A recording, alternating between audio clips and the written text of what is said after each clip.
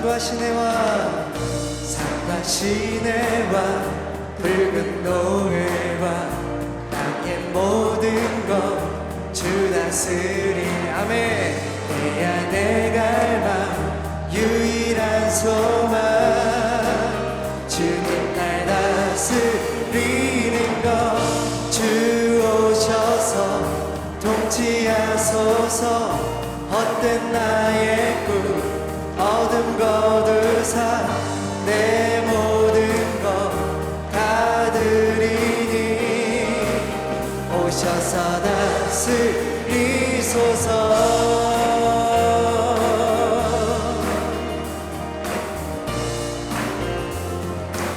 다시 한번 산과 시내와 붉은 노을과 땅의 모든 것 주 다스리네. 내야 내 갈망 유일한 소망 주님 날 다스리는 것. 주 오셔서 통치하소서. 헛된 나의 꿈 어둠 거두사 내 모든 것 다 드리니 오셔서 주 오셔서 통치하소서. 헛된 나의 꿈 어둠. 다시 한번 너의 주님, 다시 한번 나의 주님 오셔서 다스리소서.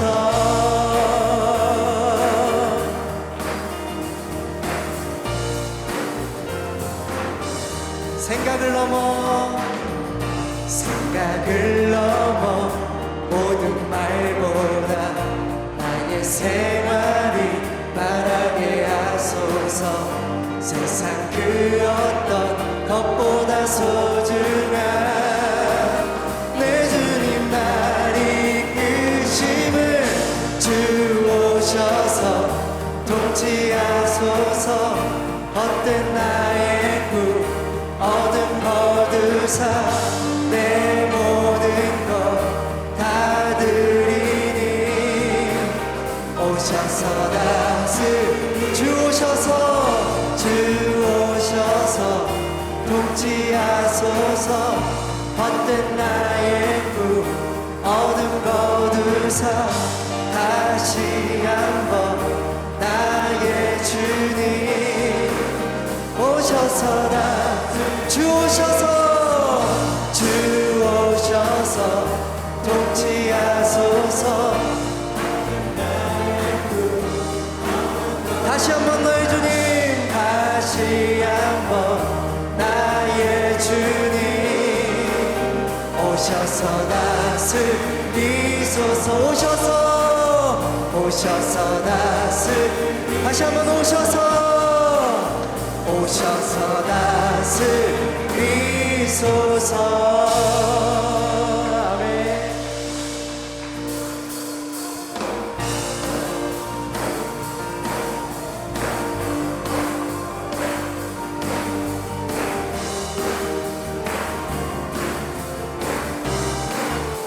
성령이여 임하소서. 성령이여 임하소서. 내 마음 심령 위에 주님의 은혜에 담비네 나를 벅적 셔주옵소서. 주의 권세 주의 능력 지금 이 시간 가셔서 악한 권세로 깨뜨리고 주님 나라 임하소서. 영광 할렐루야 영광 할렐루야. 예수의 눈비가 내게 승리 주네 구원이 되시네. 아멘. 영광 할렐루야. 예수의 이름이 능력되네 소망이 되시네. 성령여 임하소서. 성령여 임하소서. 메마른 나의 심령 위에 주님의 은혜에 담비내며 나를 벅적 셔주옵소서.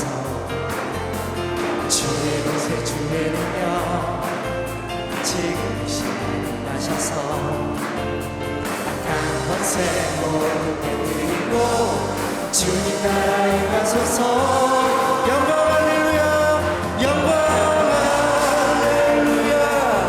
예수의 그 피가 내게 승리 주네 구원이 되시네.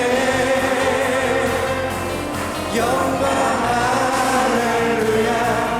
예수의 이름이 능력되네 소망이 되시네. 영광 할렐루야 영광 할렐루야. 예수의 그 피가 내게 승리 주네 구원이 되시네. 영광 할렐루야. 예수의 이름이 능력되네 소망이 되시네. 주 이름 찬양 부여의 강물을 흐르는 부여한 땅에 살 때에 주님 찬양 주 이름 찬양 주 이름 찬양 거친 광야와 같은 인생길 걸어갈 때도 주님 찬양해. 모든 축복 주신 주님 찬양하리. 어두운 날이 다가와도 난 외치리. 주의 이름을 찬양해. 주의 이름을 찬양해. 영화로운 주 이름 찬양 주 이름 찬양 주 이름 찬양. 햇살이 나를 비추고 만물이 새롭게 될 때 주님 찬양해. 주 이름 찬양. 가는 길 험할지라도 고통이 따를지라도 주님 찬양해. 모든 축복 주신 주님 찬양하리. 어두운 날이 다가와도 난 외치리. 주의 이름을 찬양해. 주의 이름을 찬양해. 영화로운 주 이름 찬양. 주님은 주시며 주님은 찾으시네. 내 맘에 하는 말 주 찬양하리.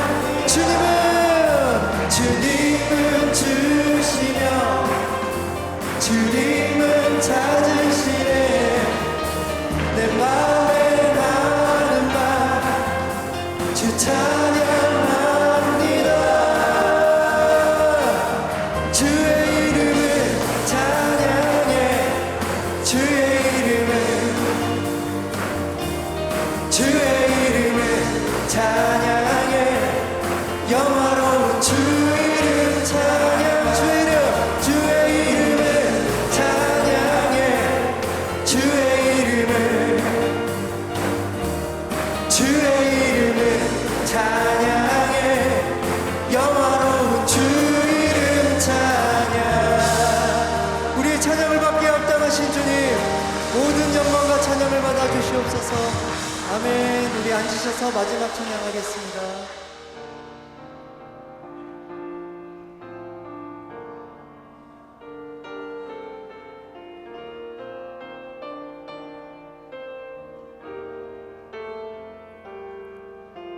주님 다시 오실 때까지 나는 이 길을 가리라. 좁은 문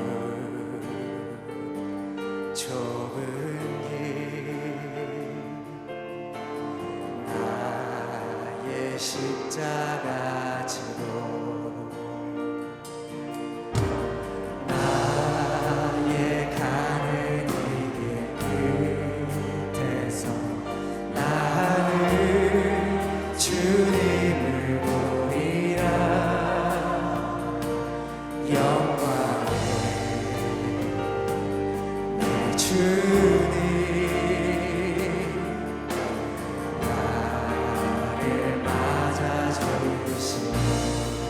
주님 다시 오실 때까지, 주님 다시 오실 때까지 나는 일어나 달려가리라. 주의 영광 온 땅 덮을 때 나는 일어나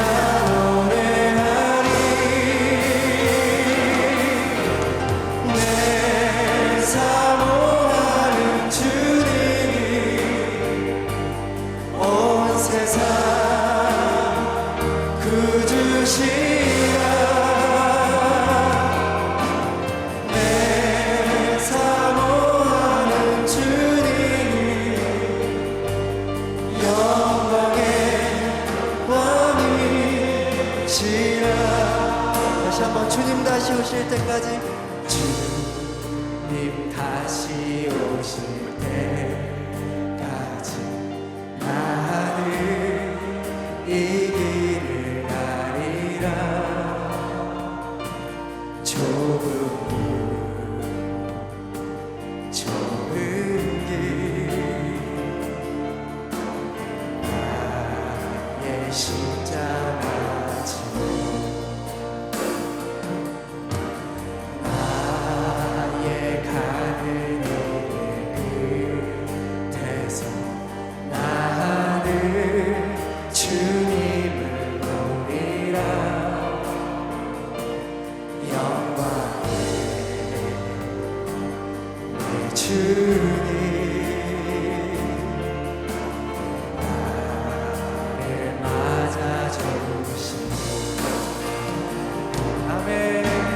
주님 다시 오실 때까지 나는 일어나 달려가리라. 주의 영광 온 땅 덮을 때 나는 일어나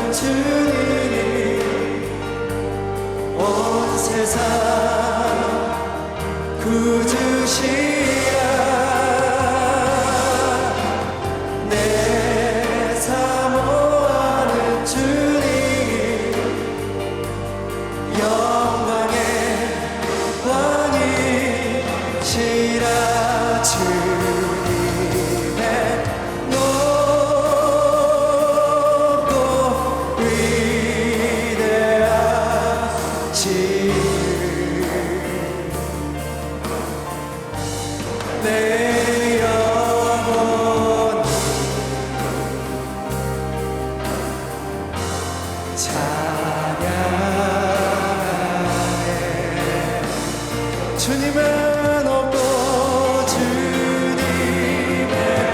높고 위대하신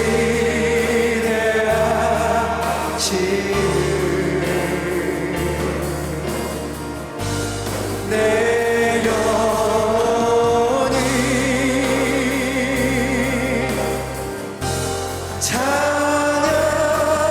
찬양하네. 주님의 높고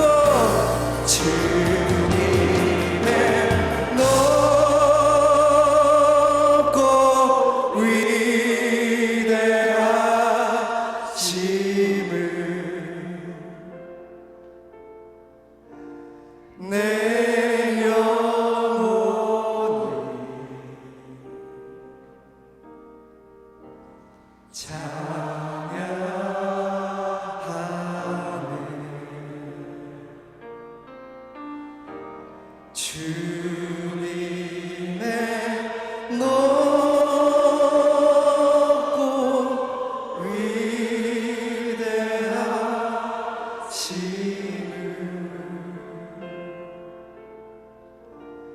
내 영혼이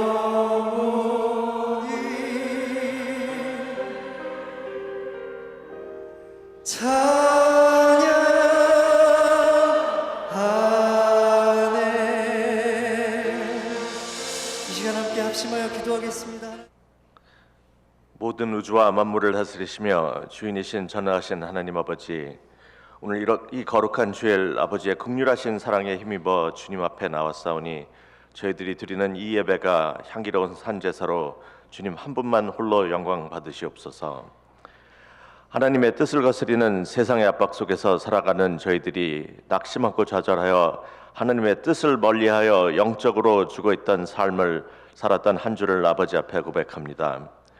사랑의 하나님 아버지, 저희 모두를 불쌍히 여겨주시고 다시 한번 구원의 기쁨과 즐거움을 회복시켜 주셔서 오직 아버지 한 분만을 의지하며 믿음으로 세상을 승리하며 살아가는 저희 모두가 되게 하시옵소서. 하나님이 나를 사랑해서 택하시고 그리고 나를 자녀 삼으시고 이 땅에 보내셔서 예수 그리스도의 십자가의 보혈로 죄와 죽음의 권세를 꺾으시고 부활하신 그 믿음의 터전 위에 우리 인생들을 세우신 믿음을 다시 고백합니다. 세상 사람의 기준에는 믿음으로 사는 것이 가치없는 삶이라고 보이지만 어느 순간 도적같이 임하는 모두의 마지막에는 하나님의 백성으로 내면의 욕망에 굴하지 않고 세상과 타협하지 않으며 성령을 따라 치열한 전쟁 같은 이 땅에서 믿음의 여정이 반드시 심판과 공의를 베푸시는 하나님 앞에서 세마포를 입고 기쁨을 누릴 것을 믿습니다. 착하고 충성된 종으로 저희 모두가 하나님 아버지를 향한 각자의 사랑과 믿음이 발견되게 하시옵소서. 다만 집착하지 않는 것은 항상 기뻐하고 쉬지 말고 기도하고 범사에 감사하여 부활은 고난을 당한 자의 것임을 알게 하시고 주님이 항상 우리를 위해 일하실 것을 믿으며 본향을 향한 지금의 내 걸음이 오직 하나님 한 분만으로 충만하게 하옵소서. 사랑과 은혜가 풍성하신 하나님 아버지, 오늘 이 시간 저희 교회 성도들이 한 마음으로 주님 앞에 나아가 기도합니다. 주님의 사랑으로 우리를 한 가족으로 불러주시고 이 베다니 공동체 안에서 서로를 섬기며 사랑할 수 있게 하여 주심에 감사드립니다. 우리가 모인 이 자리에서 성령께서 우리의 마음과 영혼을 하나로 묶어주시기를 간절히 원합니다. 우리의 생각이 때로는 다를지라도 예수 그리스도의 사랑으로 서로를 이해하고 용서하며 하나가 될 수 있도록 도와주시옵소서. 주님, 우리 교회가 참된 사랑과 섬김의 공동체가 되게 하시옵소서. 서로를 위한 사랑과 배려가 넘치게 하시고 필요할 때는 기꺼이 희생하며 헌신하는 마음으로 품게 하여 주시옵소서. 우리의 말과 행동이 오직 주님의 영광을 드러내는 데 사용되게 하시고 서로를 세워주며 격려하는 데 힘쓰게 하옵소서. 힘든 세상의 피난처가 되게 하시고 구원의 방주가 되어 더욱 건강한 신앙으로 변질된 세상을 맞서게 하여 주옵시고 주님의 자비와 광대함이 모든 잘못과 실패를 뛰어넘는 주의 사랑이 이 베다니 교회에 강물처럼 흘러 넘치게 하여 주시옵소서. 오늘 우리가 주님 안에서 하나가 되어 서로의 짐을 나누고 함께 기뻐하며 함께 울 수 있는 공동체가 되기를 원합니다. 우리의 기도와 예배가 주님께 기쁨이 되게 하시고 주님의 뜻을 이루는 데에 우리의 힘과 능력을 합쳐 나아가게 하시옵소서. 우리의 각기 다른 은사와 재능을 통해 주님의 사역을 이루어가게 하시고 우리의 모든 행위가 주님의 사랑을 세상에 전하는 빛과 소금이 되게 하옵소서. 우리가 서로를 위해 중보하며 기도하는 공동체가 되게 하시고 어려운 순간마다 주님께서 주시는 지혜와 인내로 이겨내게 하옵소서. 오직 하나님의 말씀에 의지하여 흔들리지 않는 굳건한 믿음의 확신으로 세상이 우리를 삼킬 수 없다는 것을 믿게 하시고 이 믿음으로 말미암아 예수님 한 분만이 교회와 세상의 완전한 주권자이심을 저희 베다니 교회를 통하여 선포하여 주시옵소서. 각자가 맡은 사역을 충성되이 믿음으로 감당하게 하시고 서로가 사랑하고 존중하며 용서와 화해가 있는 저희들이 되게 하시옵소서. 오늘 이 시간 주의 제단에서 보물을 하늘에 쌓아두라라는 주제로 말씀을 전하실 담임 목사님을 주의 권능의 팔로 붙잡아 주시고 선포되는 성령의 말씀이 저희 마음밭에 심령의 미랄이 되어 성령의 열매를 맺을 수 있는 귀한 은혜의 시간이 되게 하여 주시옵소서. 각 처소와 또 보이지 않는 곳에서 예배를 위해 수고하시는 손길들을 주님 기억해 주시옵소서. 또 오늘 예배를 위해 정성껏 준비한 2부 찬양팀과 주영광 찬양대의 찬양을 받으시옵고 찬양을 듣는 모든 성도들에게는 신앙의 고백이 되게 하시고 대원 한 사람 한 사람의 수고와 기도를 기억하시고 그들의 입술에서 찬양이 끊어지지 않는 축복을 내려 주시옵소서. 이 예배를 통해 받은 말씀과 은혜를 소중히 여기고 구원의 확신과 아버지의 은혜를 의지하여 완전하고 온전하게 순종하는 복된 삶을 살기를 원하오니 허락해 주실 것을 믿고 다시 부활하신 우리 주 예수 그리스도의 이름으로 기도드립니다. 아멘. 마태복음 6장 19절에서 23절 말씀입니다. 신약 9페이지에 있습니다. 다 같이 봉독하겠습니다. 너희를 위하여 보물을 땅에 쌓아두지 말라. 거기는 종과 동록이 해하며 도둑이 구멍을 뚫고 도둑질하느니라. 오직 너희를 위하여 보물을 하늘에 쌓아두라. 거기는 좀이나 동록이 해하지 못하며 도둑이 구멍을 뚫지도 못하고 도둑질도 못하느니라. 내 보물 있는 그곳에는 내 마음도 있느니라. 눈은 몸의 등불이니 그러므로 내 눈이 성하면 온몸이 밝을 것이요 눈이 나쁘면 온몸이 어두울 것이니 그러므로 내게 있는 빛이 어두우면 그 어둠이 얼마나 더하겠느냐. 아멘.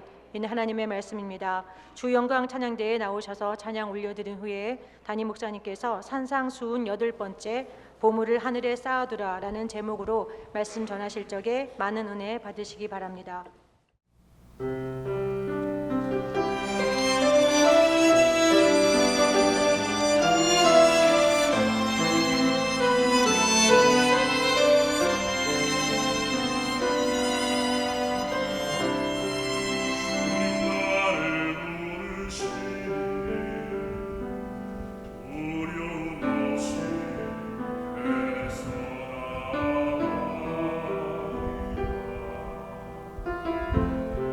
주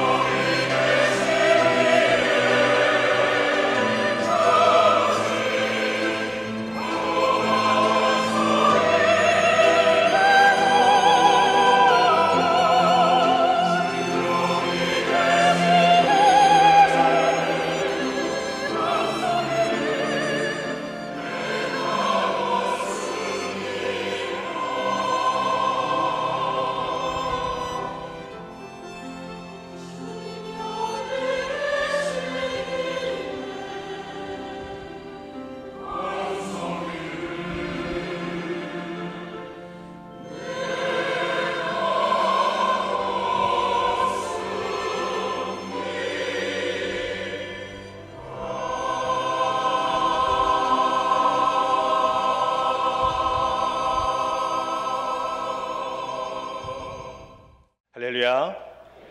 오늘도 하나님이 주시는 은혜와 평강이 여러분의 삶에 풍성히 넘쳐나시는 복된 날이 되시기를 주님의 이름으로 축복합니다.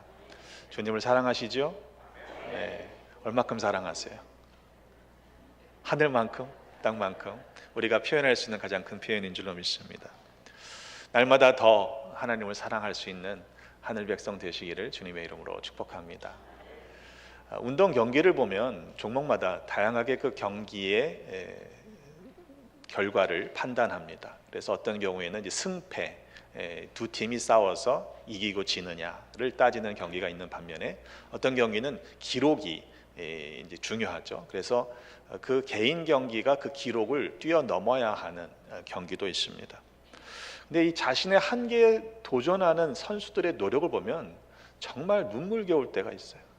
불과 0점 몇 초를 당기기 위해서 그 수없는 노력을 하는 거죠. 멀리 뛰는 선수들, 좀 더 던지겠다는 선수들, 그 고작 뭐 몇십 센치, 몇 센치 그 정도의 차이를 놓고서 그렇게 헌신을 하지 않습니까?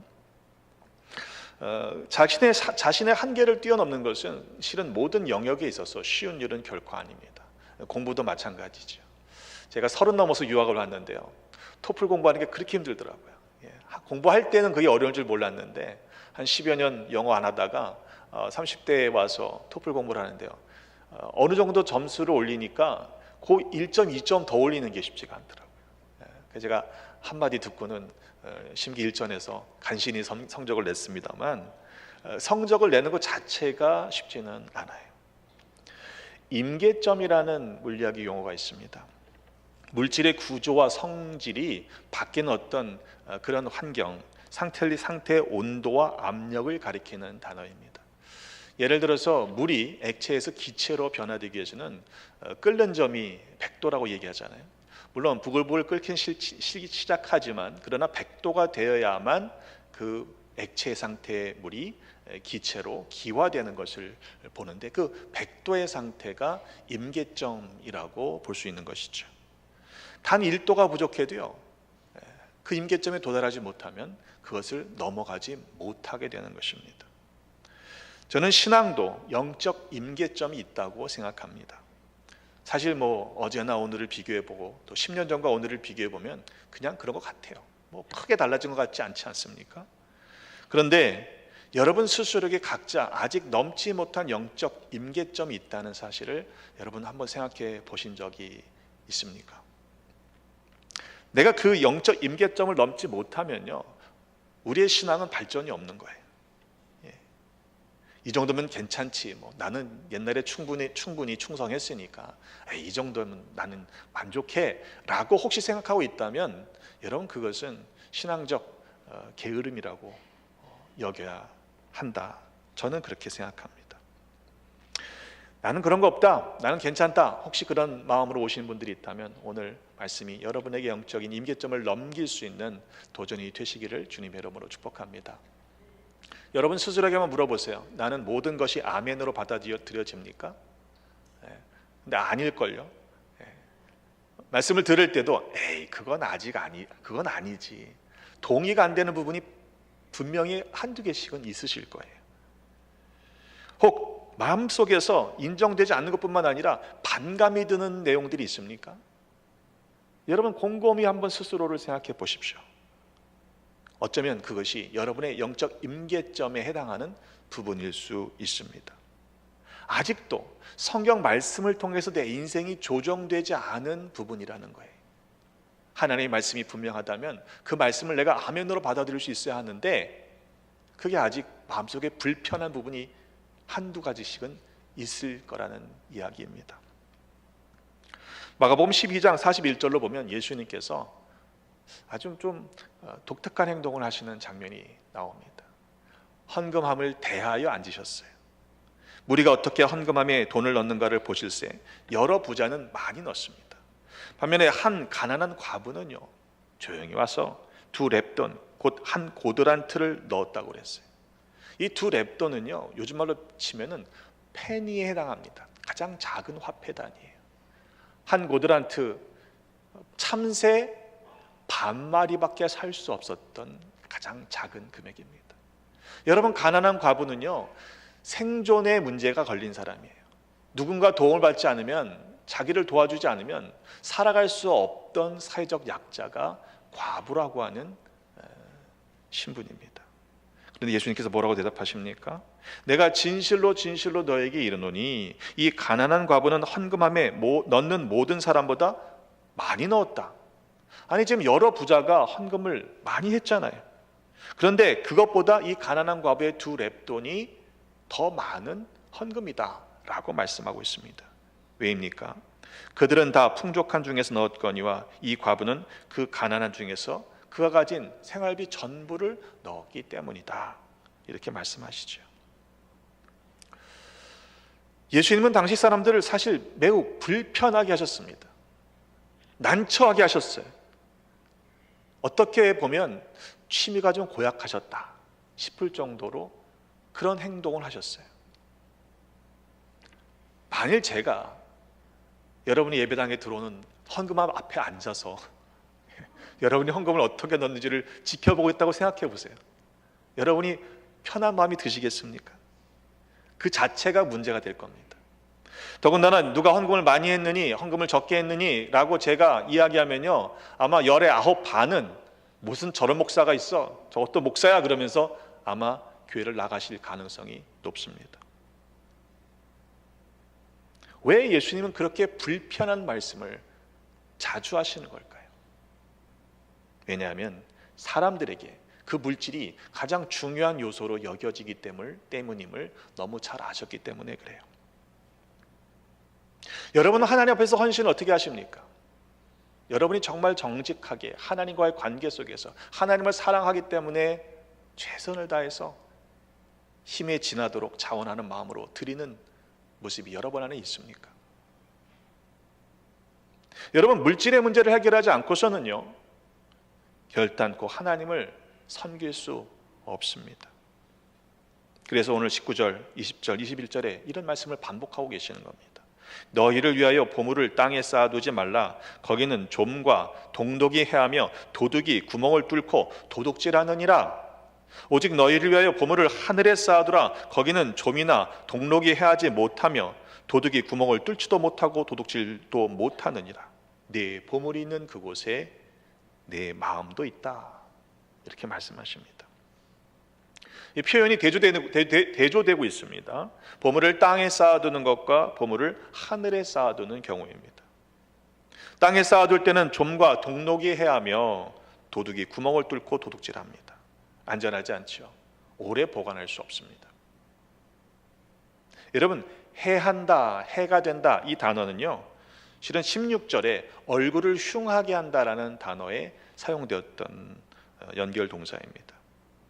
반면에 하늘에 쌓아두면요, 동록이 좀이 해하지 못하며 도둑이 구멍을 뚫고 도둑질도 못한다고 했습니다. 근데 표현해 보면 누구를 위한 것이냐? 너희를 위하여라고 하는 말씀이 반복되고 있죠. 그러니까 보물을 쌓아두는 것 자체가 잘못된 것이 아니라 너희를 위하여 보물을 쌓아두는 것이 어디에 쌓아둬야 정말로 너희를 위한 것이냐?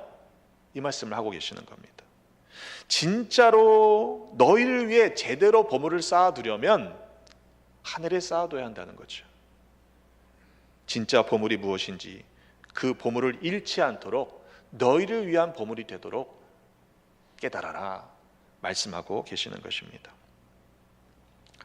산상수훈의 말씀 가운데 세 가지의 경건의 표준이 있잖아요. 그 당시 유대인들에게는 기도, 구제, 금식. 근데 그 말씀을 하시고 나서 곧바로 물질에 대한 이야기를 하시는 거예요. 사람에게 보이려고 하는 구제와 기도와 금식은 땅에 보화를 쌓는 것이라는 의미일 것입니다. 예수님께서 그들은 이미 자기 상을 받았다라고 하시는 것은요, 그게 상 받을 만한 일이 아니라 사람에게 보이려고 했던 행동이기 때문에 사람에게 인정받고 칭찬받는 것, 그것이 그들이 받을 상 전부다 말씀하시는 것입니다. 반면에 은밀한 중에 보시는 하나님께서 갚아주시는 구제, 기도, 금식은 하늘의 보화를 쌓는 것이 아니냐 말씀하시는 것이죠. 산상수훈은 8복으로 시작합니다. 그런데 그 첫 번째 복이 무엇이었죠? 심령이 가난한 자는 복이 나니. 그에게 주어지는 복이 뭐예요? 천국이 저희의 것이다. 근데 누가복음은요 아주 직설적인 화법을 씁니다. 심령이라는 단어를 빼요. 그냥 가난한 자는 복이 있나니. 아멘이 되십니까? 가난하고 싶진 않잖아요. 여러분, 정말 우리는 심령이 가난한 자가 누리는 복, 천국을 소유하며 살아가고 있습니까? 아니면 아직도 세상의 것에 연연해하며 세상 사람들 가운데 섞여 살아가고 있지는 않습니까? 마태복음 16장 16절로 보면 어떤 청년이 예수님께 찾아오죠. 그리고는 내가 어떤 선한 일을 하여야 영생을 얻겠습니까? 꽤 차원 높은 질문을 합니다. 예수님께서 대답하십니다. 네가 생명에 들어가려면 계명을 지켜라. 그러면서 계명들을 말씀해 주시는데 이 청년이요, 그 계명들 제가 어려서부터 다 지켰습니다. 괜찮은 청년이에요. 그런데 예수님께서 그 이야기를 들으시거든요. 그 청년의 영적 임계점에 대해서 도전을 던지십니다. 그래, 네가 온전하고자 할진대 가서 네 소유를 팔아 가난한 자들에게 주라. 그리하면 하늘에서 보화가 있으리니 그리고 와서 나를 따르라. 어려서부터 이 모든 계명을 지켰던 경건한 청년이었어요. 여러분, 그 정도면 내가 뭐가 부족합니까? 라고 예수님께 당당하게 물을 수 있을 정도의 나름대로의 자신감이 있었던 사람입니다. 그런데 그 청년은요, 다 아시다시피 예수님을 따라가지 못했습니다. 따르지 않고 못하고 근심하며 갔다고 그랬어요. 왜입니까? 성경은 기록하기를 자기가 팔아야 하는 재물이 너무 많은 거예요. 그 청년이 재물이 많으므로 못 따라갔다 성경은 기록하지 않습니까? 무슨 이야기입니까? 예수님을 따르는 것보다요 자기 자신의 재물을 땅에 쌓아두는 것이 더 중요하게 여겨졌기 때문입니다. 자기가 이 땅에 쌓아둔 재물이 하늘의 보화보다 더 크다고 생각됐기 때문에 그렇습니다. 오늘 본문에서도 21절, 22절, 23절의 말씀에 보면 눈은 몸의 등불이니 그러므로 네 눈이 성하면 온몸이 밝을 것이요 눈이 나쁘면 온몸이 어두울 것이니 그러므로 네게 있는 빛이 어두우면 그 어둠이 얼마나 더하겠느냐. 여러분, 이 성한, 눈이 성하다는 이 성하다는 단어는요 눈이 하나라는 뜻이에요. 외눈이라는 의미가 아닙니다. 한 마음을 가리킵니다. 한 시선. 나쁜 눈은 재물에 쏠리는 눈을 가리키고 있습니다. 한 마음을 가지면 온몸이 밝아지지만 한 마음을 갖지 못하면 재물에 대한 또 다른 곁눈질을 하면 몸이 어두워질 것이라고 말씀하시는 이야기입니다. 여러분, 사랑은요, 사랑의 대상은요 한눈에 반하죠, 그죠? 한눈 떴으니까 반한 거예요.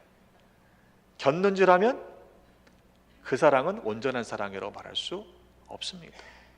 딴 눈 팔면 안 되는 거예요. 마음 있는 곳에 시선이 머물게 돼 있습니다. 여러분, 관심 있는 대상이 자꾸 눈에 띄는 이유가 뭐예요? 내 마음속에 그게 자리 잡고 있기 때문에 보이는 거예요.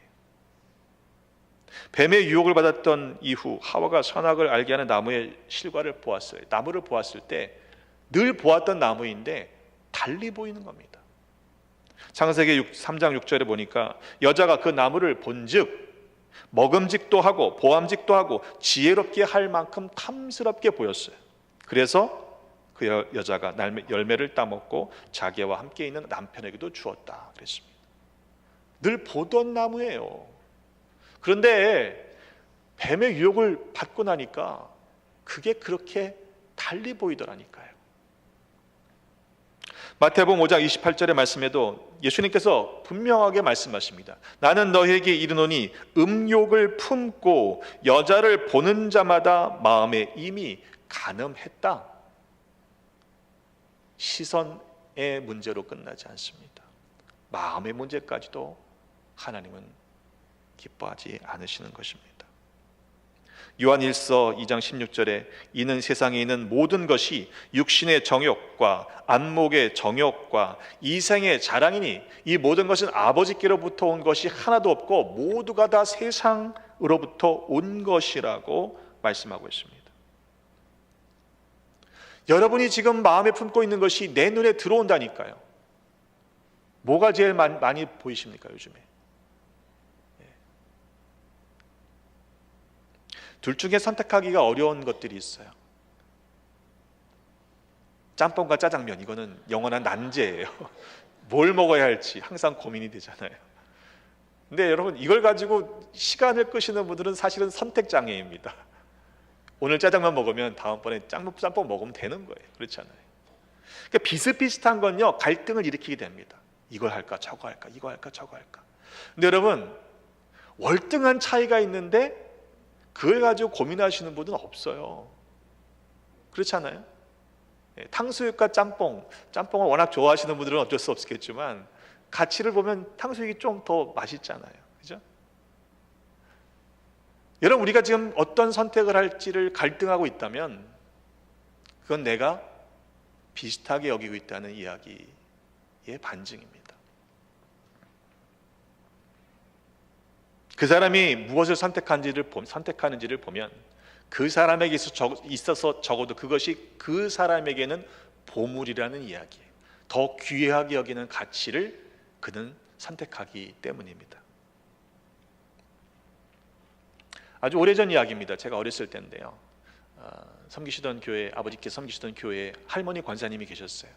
어느 해 겨울이었는데 그 집이 좀 위치가 주유소 바로 옆에 붙어 있는 집이었습니다. 담벼락이. 근데 겨울에 그 담벼락, 그러니까 주유소가 있고 그 담벼락에 겨울이었으니까 그 당시에는 한 40여 년 전이니까 수출 쌓아놨어요. 근데 불이 났네, 가만.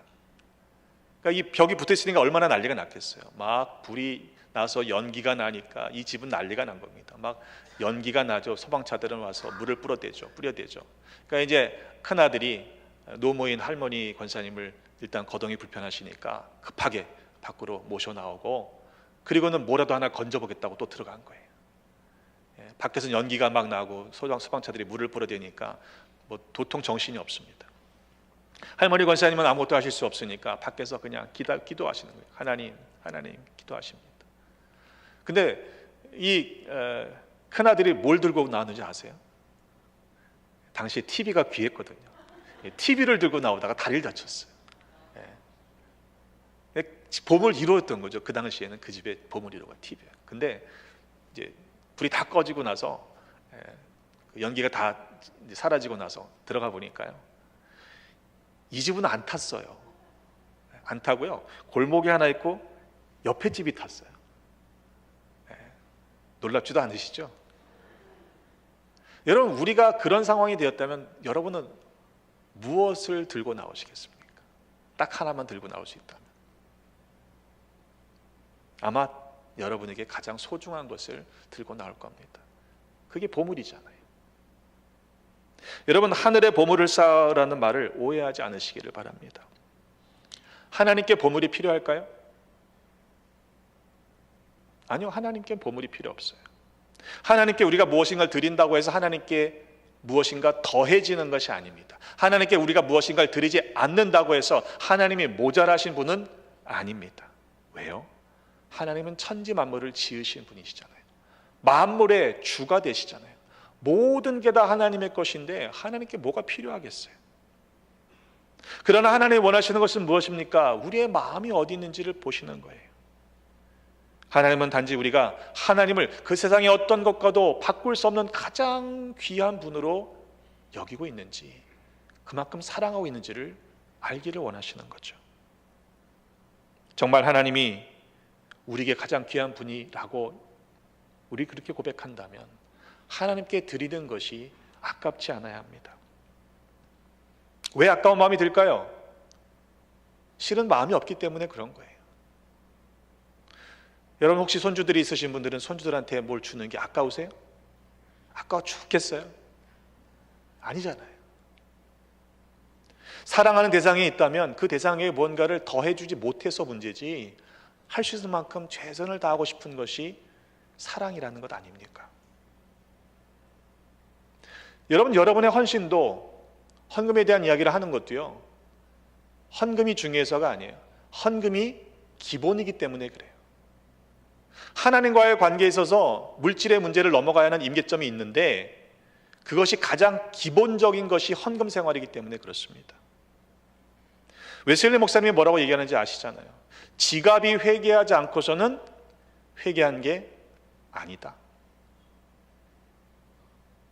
헌금을 보고서 그 사람의 믿음을 알 수는 없습니다.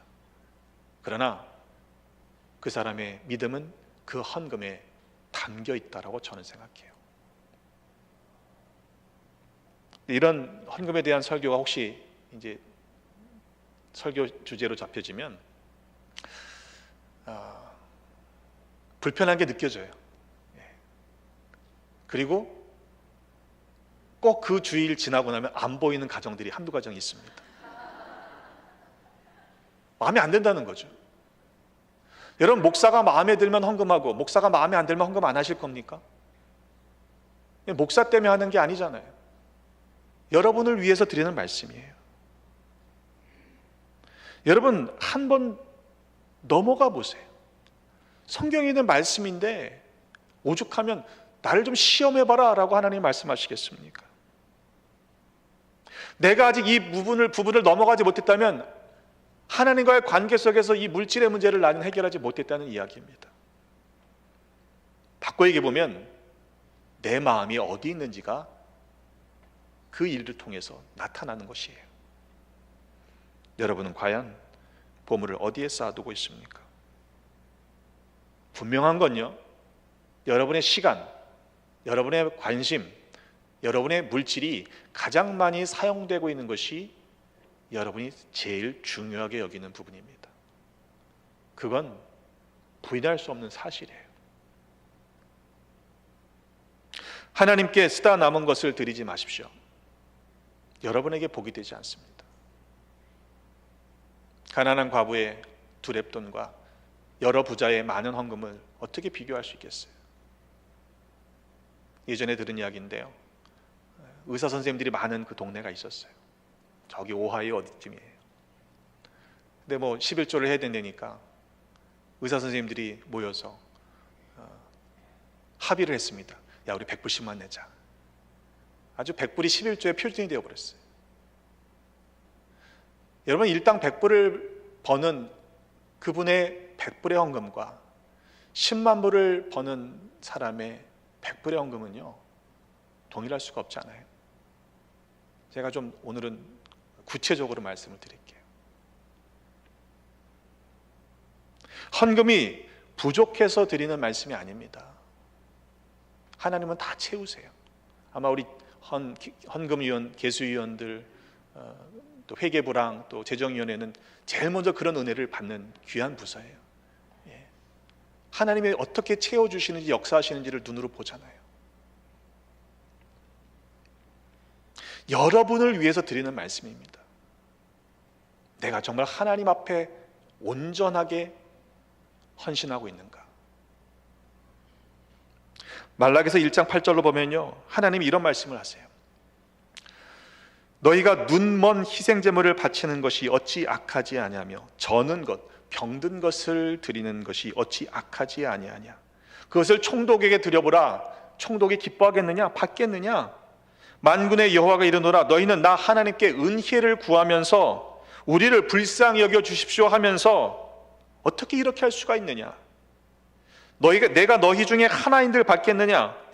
차라리 너희가 내게 드리는 내 제단에서 헛된 제사를 드리지 못하도록 누군가 나서서 성전문을 닫았으면 좋겠다 라고까지 말하세요. 내가 너희를 기뻐하지 아니하며 너희가 손으로 드리는 것을 받지도 아니하리다. 여러분, 11조를 하느냐 안 하느냐의 문제가 아니에요. 하나님의 오죽하시면 차라리 성전문을 닫아라 말씀하시는 걸까요? 저는 모든 교인들이 부유했으면 좋겠어요. 정말로.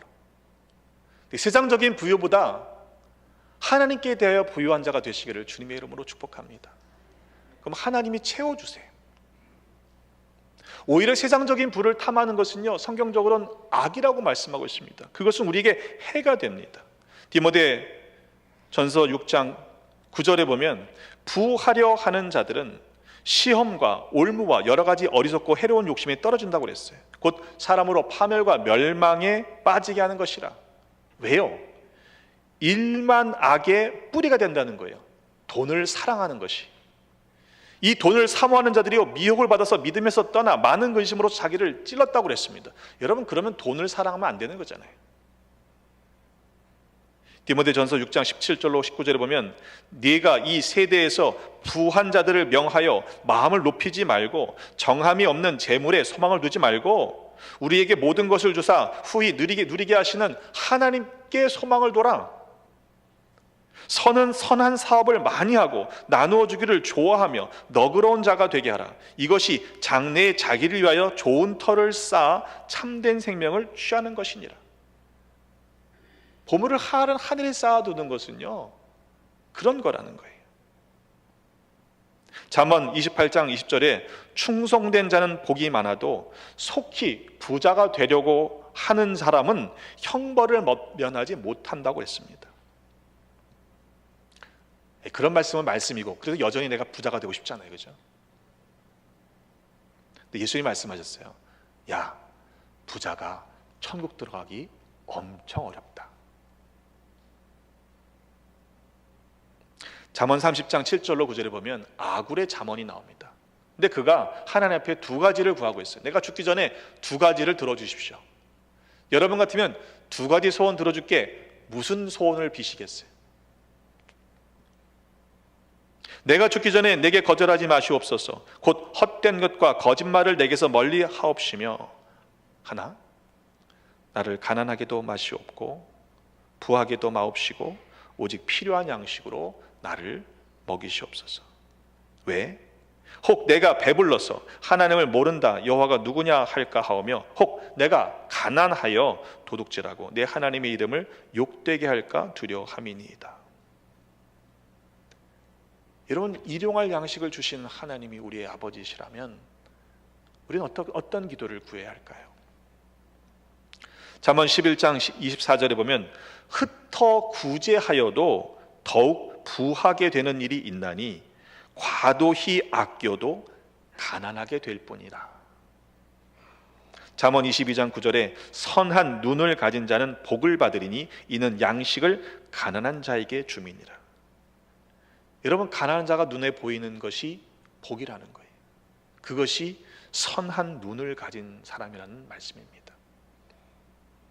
잠언 19장 17절에는요, 가난한 자를 불쌍히 여기는 것은 주님께 꾸어 드리는 것이니 그분께서 갚아주신다고 했습니다. 여러분, 헌금 생활 잘하는 거 말씀드리는 게 아니고요, 여러분의 삶을 통해서, 여러분의 손길을 통해서 주님의 사랑이 흘러가도록 살아가는 삶이 하늘의 보화를 쌓는 것이다 라고 말씀하고 있는 것입니다. 오늘 딱 6월 30일 2024년도의 한 해 반의 끝날입니다. 여러분, 하나님이 여러분의 삶에서, 가정에서 주신 기업과 직장의 삶에서 지금 새 일을 행하고 계십니까? 내가 말씀의 임계점을 넘어가지 못하면요, 내가 아멘으로 그 말씀대로 살아가지 못하면요, 하나님이 새 일을 행하셔도 그 새 일은 우리에게 경험되지 않을 겁니다. 여러분, 한번 넘어가 보십시다. 1도의 차이라니까요. 99도에서는요, 그 액체는, 그 물은 1도 때문에 기화되지 않습니다. 이번 한 주간 어떻게 살아가시겠습니까? 여러분에게 도전합니다. 여러분, 목사 보고 하지 마시고요, 하나님 앞에 정직하게 우리 그렇게 신실하게 살아가십시다. 하나님께서 여러분에게 갚아주시되 흔들어 넘치도록 그렇게 풍성하게 채워주신 은혜를 대대로 허락해 주시기를 주님의 이름으로 축복합니다. 기도하겠습니다. 아버지 하나님, 우리에게 독생자를 아낌없이 내어주시고 구원하여 주셨으니 감사드립니다. 그러나 우리는 여전히 이 세상에 마음을 두고 세상의 것을 보화로 삼아 땅에 쌓아두는 삶을 살았던 것을 회개합니다. 하나님, 이후로는 하나님께 대하여 부유한 자가 되게 하셔서 결코 잃지 않도록 하늘의 보물을 쌓아두는 믿음의 사람들 되게 하여 주옵소서. 그 어느 것과 바꿀 수 없는 가장 귀하신 구주 예수 그리스도의 이름으로 축복하며 기도하옵나이다. 아멘.